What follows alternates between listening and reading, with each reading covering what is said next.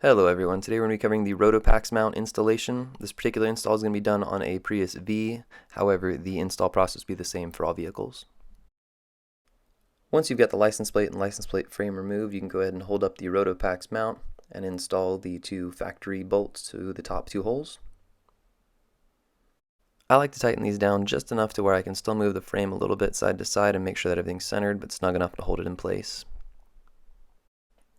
Once this is done, you can go ahead and grab a starter bit. I'm using an 1/8 inch drill bit on this just to get my center hole started. You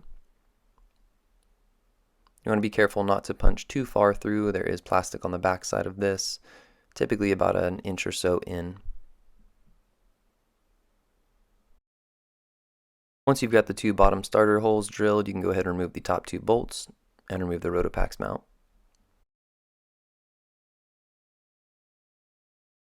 Next, you're going to want to drill your main holes. For this particular one, I'm using a 23/64 bit. However, if you don't have one, a 3/8 bit will also work. Next, you'll take the supplied 1/4 riv nuts and attach them to your riv nut tool. Insert the riv nut and tool into the hole and crimp it down tight. Then you'll go ahead and repeat the same process on the other hole.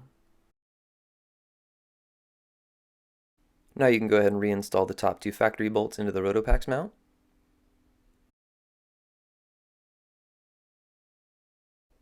Followed by the longest 1/4 button head bolts that are supplied with your kit.